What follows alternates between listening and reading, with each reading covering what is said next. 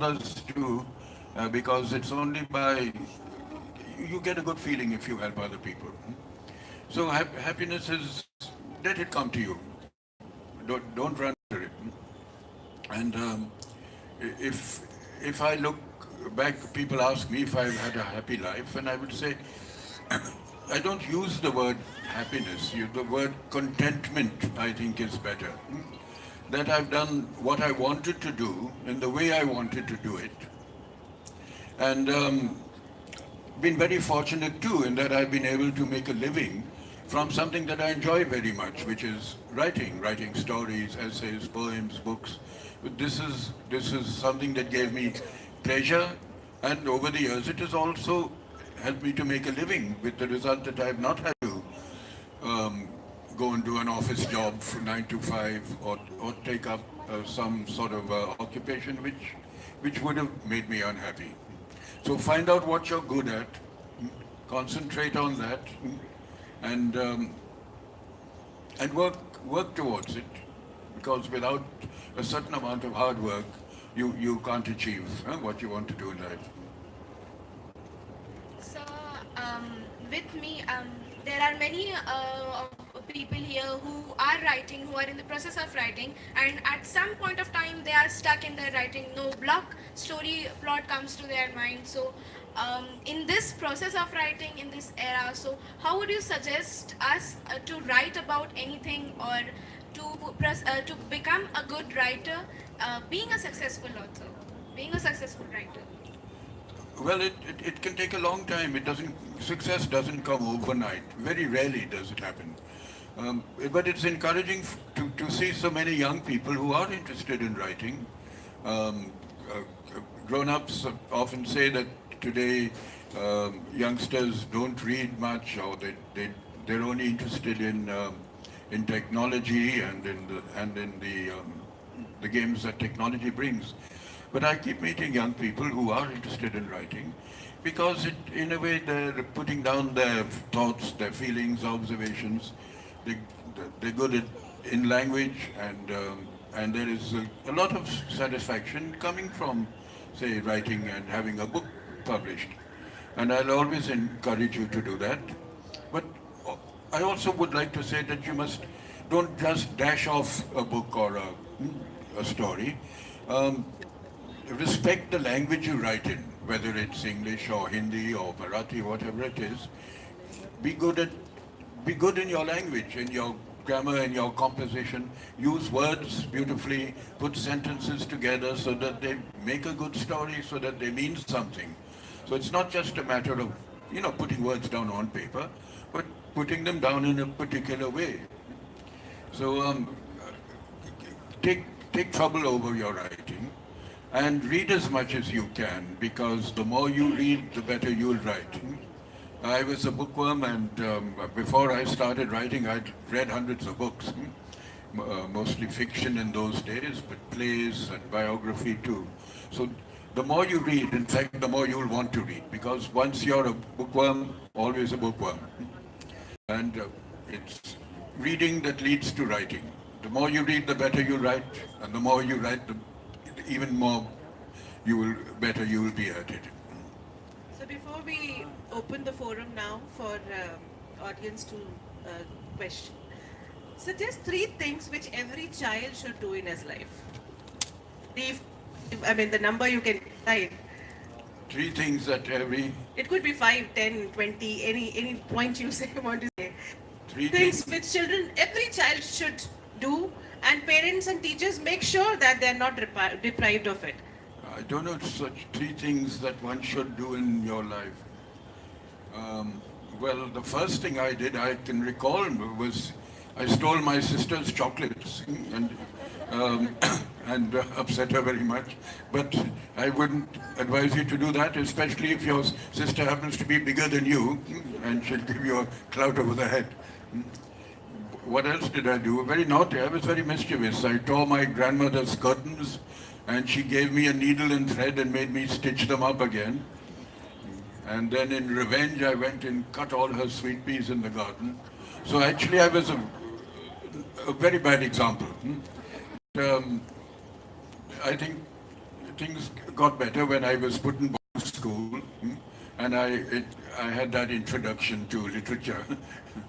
But so other what could I suggest of the three things that you should do as you start growing up?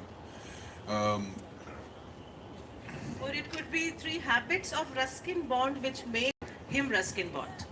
Three habits. Three. I sleep a lot, but don't sleep in class. But when I was at school, I devised a. It used to get very boring when sometimes the principal or the chief guest would would come and make a speech on Founders Day, and you had to sit there for 1 or 2 hours and listen to them. We all hate it. Yes, and so I devised a system of where it looked as though I was concentrating very hard, but actually I was fast asleep. Sort of like, and everyone thought I was listening, but actually I was having a doze. So I noticed 1 or 2 of you are actually dozing off. But so what else made Ruskin Bond?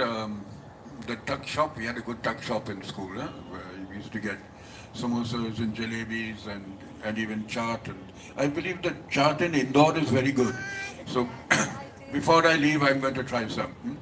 Thank you. And if it's very good, I'll come again. If only chart is good, you'll be coming again. No. If you come again, I'll come again. So maybe open the session for students. Before that, the child just handed over this to me to give it to you. She painted it for you. She's from. A very nice sketch. But she's made me look a little younger than I am. But it's very nice. Thank you, and I'll take it home and frame it if I'm allowed to. It's all yours, sir. You can take any one of us and along with you and frame us or whatever you want to do. Sir. Yeah, sure. Kathy, you start. So, sir, in the growing world of technologies, are you looking forward to writing? Oh no, I'll write online Agle Janam in my next life. At the moment, I'm quite happy writing with my pen and pad. And well, if my stories come online, that's fine. I take every advantage of technology, provided I don't have to do any hard work myself. So I'm just used to writing by hand in a notebook or a pad, and I'll continue doing that. Although some years back I used to type all my work, but now I get a stiff neck if I type too much. Or even trying to use a laptop, I have difficulties seeing with the screen. So I'm quite happy. The thing is, with a pad and a pen, you can write on your bed, you can write under a tree. I one day went and sat down on the hillside under a horse chestnut tree. It was very pleasant until the chestnuts started falling on my head. So it's better to write in your own room. And always, as I was saying yesterday, your room must have a window. You must be able to look out upon the world and enjoy the world around you and allowed to come into. Don't cut yourself off.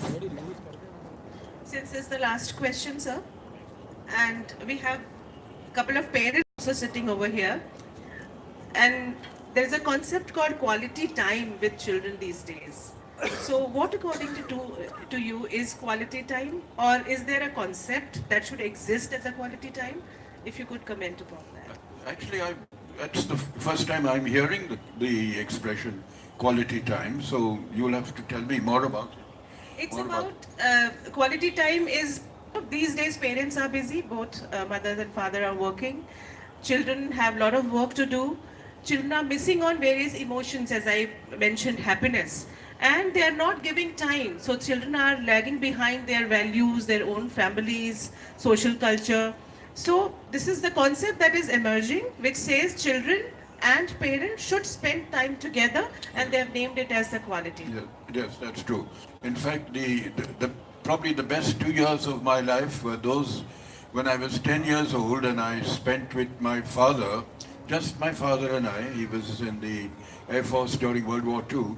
and family circumstances were such that he had to keep me. And because he was such a good father and such a good parent, gave me all his time, took me around. It was New Delhi, 1944. Took me around, told me the stories behind all the monuments there, and in fact taught me to read and write even before I went to school. So I think I was very fortunate in having a father who was so close to me, and in a way built my character in a way. And in fact, I wrote a storybook which is all about him. It's called Looking for the Rainbow. And only day before yesterday, the same book received the crossword prize for children's writing in Bombay.